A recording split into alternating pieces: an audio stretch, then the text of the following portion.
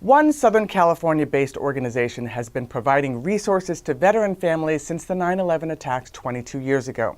Wounded Heroes of America connects wounded Iraq and Afghanistan veterans with services they need to re-enter and adjust to civilian life. Joining me now is Mike Toledo, president and founder of Wounded Heroes of America. Good to have you on In Focus SoCal for Veterans Day. Well, thank you for having us.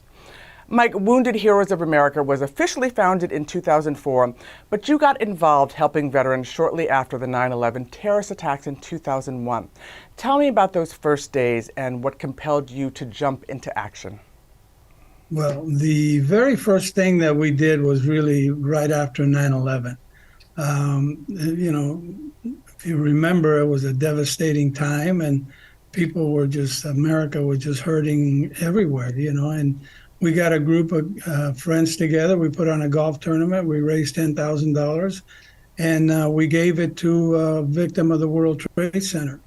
And following that, we decided to let's see what else we could do. And we did another event. We got involved with some Navy SEALs that were starting a foundation for the widows of the guys that we were losing in Afghanistan. And so we spent several years working with them, helping them raise money.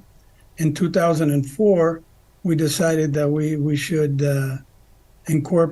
apply for, and we received our nonprofit status, and we started to help widows of the conventional forces. War in Iraq had started and it was raging, and we were losing a lot of guys and leaving a lot of young widows with kids, and we started helping them, and little by little it moved into veterans. Tell me about the first veteran that you aided. Well, the first veteran was a blind soldier. His name was Sergeant Major Acosta. Incidentally, he has his own nonprofit today. But I got a phone call from someone, and they said that there was a blind soldier in the 562 area code if we would reach out to that vet. And so I did. And, it was just on the telephone communication. Our program was financial at first. We would send a couple $100 a month, and we would do that for a year and a half. And then we offered him that. He said that was wonderful. And then he invited me to a Purple Heart ceremony. And at that ceremony, I met 4 other vets that one of them was a Navajo. That's why today we have a presence on the Navajo reservation.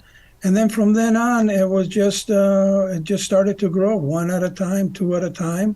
We started to make friends with some of the caseworkers at the VA hospital, and they would refer veterans to us. And that's just how it got started.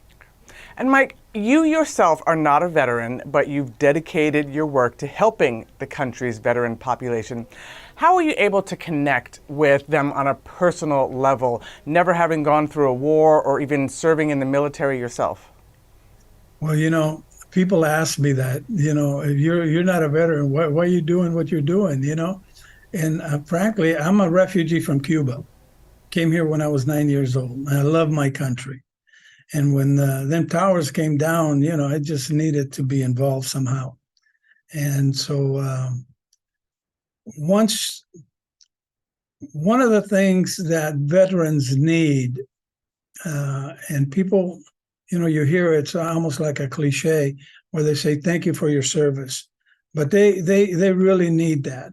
If I send my child to war, and he comes back and he's missing a leg or he's blind, I don't want just the VA to take care of him. I want the community to take care of him. These guys come back from the war and they're stuck at home. Their life was the VA, home, and pretty much it. So we started to provide opportunities, whether it was lunch or dinner. It was just anything that we could do we used to put on baby showers just to bring them together, So that's always been a big part of what we do. In addition to help financially, the fellowship is a big part. Christmas, Thanksgiving, weekly lunches.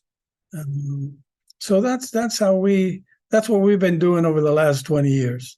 Mike, thank you so much for the important work that you do for our veterans and the community that you have built for them. Well, thank you.